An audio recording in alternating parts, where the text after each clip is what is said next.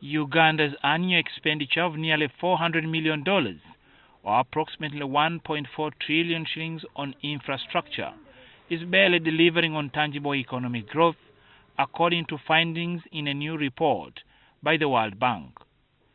The rate of growth of the economy was at 2.5%. This growth outcome is almost 2 percentage points lower than the projection we had at the time of the budget, at the beginning of the financial year, in June last year. And even then, the 9th Uganda Economic Update cautions that the country's massive infrastructure expenditure has got a leakage of nearly $300 million annually on account of inefficient infrastructure spending through underpricing and inability to complete projects within cost and on schedule. It must come in straight to projects which are ready, and that's why the PIMS framework, which we are designing here, should be able to first identify the projects that we are going in as a public sector, prepare them, and only arrive at a level where you are ready to finance.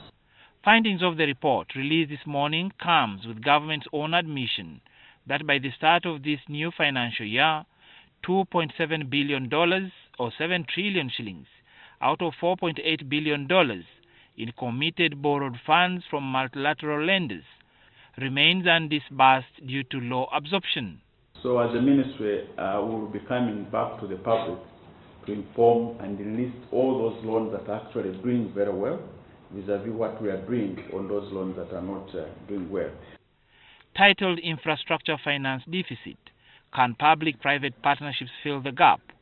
It seeks to rally the private sector into joint ventures with government on implementation of critical infrastructure and related projects. I'm also glad to mention that the World Bank and the United Kingdom Department for International Development DFID are committed to supporting government in introducing the necessary reforms and procedures for strengthening the frameworks for public-private partnerships. Funding the bank to work in the Ministry of Finance to help build up its capacity within the PPP unit, start to move ahead in terms of getting a pipeline of bankable and viable projects so that they can be approved and start on implementation.